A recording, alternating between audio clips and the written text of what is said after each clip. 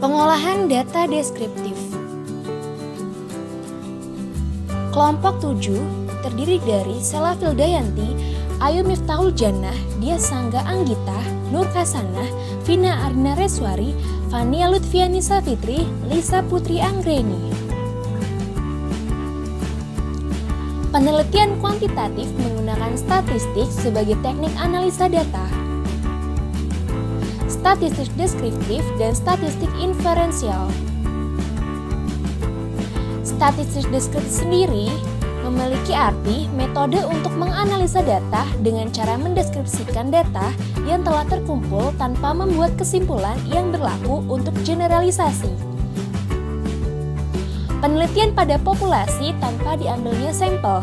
Penelitian dengan pengambilan sampel sama dengan tidak membuat kesimpulan berlaku. Penyajian data statistik deskriptif terdiri dari tabel, grafik, diagram lingkaran, piktogram, ukuran pemusatan penyebaran, dan presentase. Metode terdiri dari analisis potret data, analisis variasi, analisis kecenderungan sentral. Analisis potret data merupakan frekuensi nilai dalam satu variabel, sedangkan analisis variasi berarti mengamati selebaran data pada distribusi seluruh variabel terhadap nilai tengahnya. Sedangkan analisis kecenderungan sentral terdiri dari mean, median, dan modus. Contoh soal. Salah satu mahasiswa akan melakukan penelitian mengenai prestasi belajar dengan menggunakan nilai IPK dari mahasiswa program studi A angkatan 2017 di Universitas X. Jumlah mahasiswa dari program studi A angkatan tahun 2017 Universitas X yaitu sejumlah 133 mahasiswa yang terdiri dari dua kelas di mana masing-masing terdiri dari 64 dan 69 mahasiswa. Penelitian hanya dilakukan pada beberapa orang saja sebagai sampel. Hasil penelitian hanya digunakan untuk sampel yang ada dan tidak dilakukan penarikan kesimpulan untuk populasi. Populasi dan sampel. Populasi dalam penelitian ini yaitu mahasiswa program studi A angkatan 2017 Universitas X sejumlah 133 mahasiswa. Sampel dalam penelitian ini dapat diambil dengan menggunakan metode Slavin sebagai alat ukur karena jumlah populasi yang diketahui lebih dari 100 orang. Rumusnya adalah N sama dengan N besar dibagi N besar D kuadrat plus 1. Mahasiswa mengendaki tingkat kesalahan 5% sehingga rumus dimasukkan sama dengan N sama dengan 133 per 133 dikali 0,05 kuadrat tambah 1 sama dengan 133 dibagi 1,3325 sama dengan 99,81 dibulatkan menjadi 100. 100 mahasiswa diambil secara seimbang dari dua kelas dengan perhitungan kelas A 64 per 133 kali 100 sama dengan 48,12.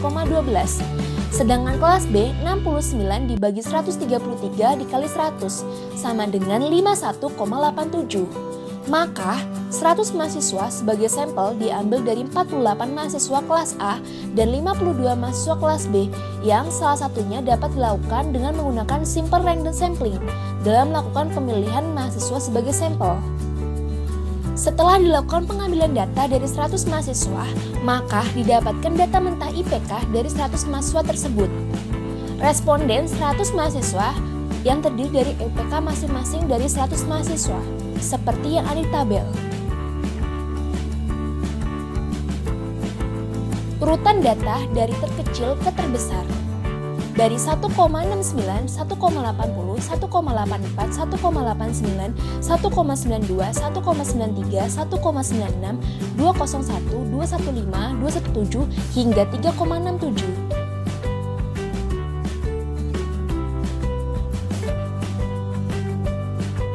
Jumlah data sebanyak 100.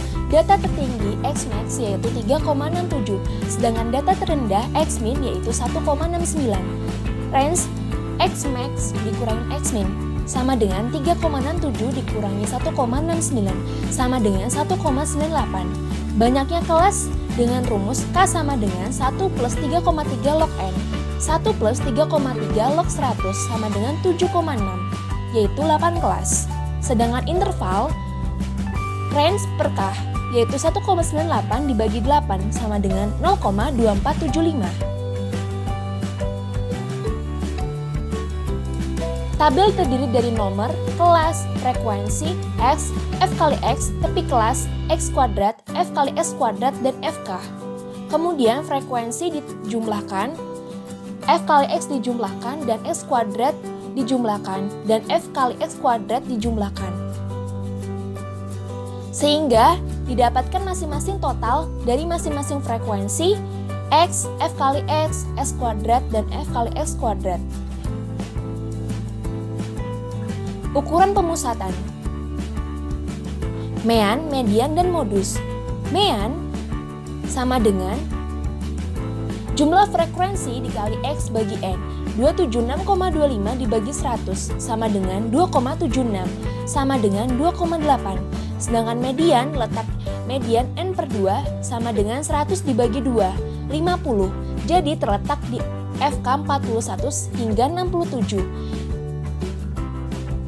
Kemudian, median menggunakan rumus L plus N per 2 dikurangi CF kurangi F dikali I.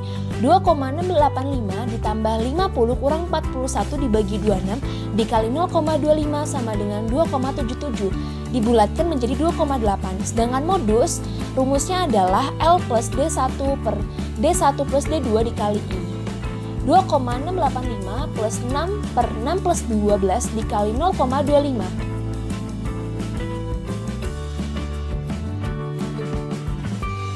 Bentuk kurva MD sama dengan M0 sehingga kurvanya simetris seperti yang ada di gambar.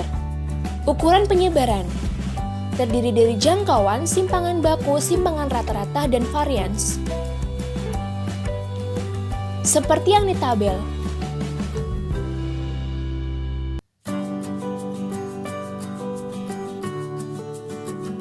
Jangkauan data range Xmax kali Xmin 3,68 dikurangi 1,69 sama dengan 1,99. Untuk mencari jangkauan interkuartil, cari terlebih dahulu nilai Q1 dan Q3. Letak Q1 1 kali N per 4, 1 kali 100 dibagi 4 sama dengan 25. Berarti antara FK 21 dan 41. NK1 sama dengan 2,435 ditambah 1 kali 100 per 4 dikurangi 21 dibagi 20 dikali 0,25. Sehingga hasilnya adalah 2,485. Sedangkan letak Q3 menggunakan rumus 3 kali N per 4, 3 kali 100 dibagi 4 sama dengan 75. Yang artinya antara FK 67 dan 81. NK3 adalah 2,935 ditambah 3 kali 100 dibagi 4 dikurangi 67 dibagi 14 dikali 0,25. Sehingga NK3 sama dengan 3,075. Untuk mencari hanya sama dengan Q3 dikurangi Q1, sehingga 30,75 dikurangi 2,485 sama dengan 0,59. Simpangan kuartil SK sama dengan S per 2 Q3 kurangi Q1 sama dengan 1 per 2 dikali 0,59 sama dengan 0,295. Simpangan rata-rata MD sama dengan dimasukkan rumusnya 35,15 dibagi 100 sama dengan 0,3515. Simpangan baku. Rumus simpangan baku dimasukkan angkanya kemudian didapatkan hasil 0,45. Varians. S kuadrat dimasukkan rumusnya sehingga mendapatkan hasil 0,2000378789.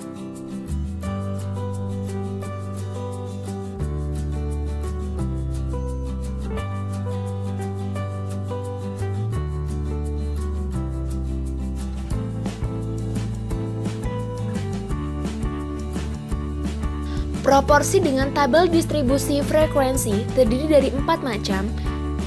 Distribusi frekuensi kumulatif, distribusi frekuensi relatif proporsi, distribusi frekuensi kumulatif kurang dari atas, distribusi frekuensi kumulatif lebih dari bawah. Distribusi frekuensi kumulatif yang merupakan suatu dasar yang memuat frekuensi hingga frekuensi kumulatif jika ingin mengetahui banyaknya observasi yang ada di atas atau di bawah suatu nilai tertentu. Seperti yang ada di tabel, terdiri dari nomor, kelas, X, frekuensi, dan frekuensi kumulatif. Pada frekuensi 6, frekuensi kumulatifnya adalah dimulai dari 0, kemudian 6, frekuensi kumulatif 6 yang diambil dari frekuensi 6. Kemudian frekuensi 4, frekuensi kumulatif 6 tambah 4 sehingga menghasilkan angka 10. Begitupun seterusnya. Distribusi frekuensi relatif proporsi merupakan perbandingan daripada frekuensi masing-masing kelas dan jumlah frekuensi seluruhnya dan dinyatakan dalam bentuk persen seperti yang ada di tabel nomor, kelas, X, frekuensi, F, frekuensi kumulatif relatif. Frekuensi 6 yang berarti 6/100 dikali 100 sama dengan 0,06. Frekuensi 4 yang berarti 4/100 dikali 100% sama dengan 0,4 dan seterusnya. Distribusi frekuensi kumulatif kurang dari atas merupakan suatu total frekuensi dari semua nilai yang lebih kecil dari tepi bawah kelas pada masing-masing interval. Seperti yang di tabel nomor, kelas, X, frekuensi, dan FKKD. Frekuensi 6, kemudian FKKD-nya 6, kemudian frekuensi 4, FKKD-nya 6 tambah 4, 10, kemudian seterusnya. Distribusi frekuensi kumulatif lebih dari bawah. Semua total frekuensi dari semua nilai yang lebih besar dari tepi bawah kelas pada masing-masing interval kelasnya. Seperti yang di tabel terdiri nomor, kelas, X, frekuensi, dan FKLD. Dimulai dari nomor 8, frekuensi 7, FKLD-nya adalah 7. Frekuensi 12, 7 tambah 12 yang merupakan FKLD-nya adalah 19. Begitupun seterusnya. Tabel distribusi frekuensi terdiri dari nomor, kelas, X, F mutlak, FK, FKR, FKKD, FKLD yang merupakan hasil dari semua hitungan tadi. Selanjutnya adalah pengolahan data dengan SPSS. Frekuensi statistik dengan IPK N valid sebanyak 100, missing 0, mean 2,7427, median 2,7550, modus 2,44, standar deviasi 0,43984, variance 0,193, range 1,98, minimum 1,69, maksimum 3,67. Persentil terdiri dari 5, 10, 25, 50, 75, 90, 95 dengan weighted average IPK dan Turkey Henges IPK seperti yang ada di tabel. Kemudian ini adalah histogram dengan frekuensi 0 hingga 20 dengan mean 2,74, standar deviasi 44 dan N 100. Kemudian adalah IPK dengan kevalitan frekuensi persentil, valid persen, dan kumulatif persen seperti yang ada di tabel.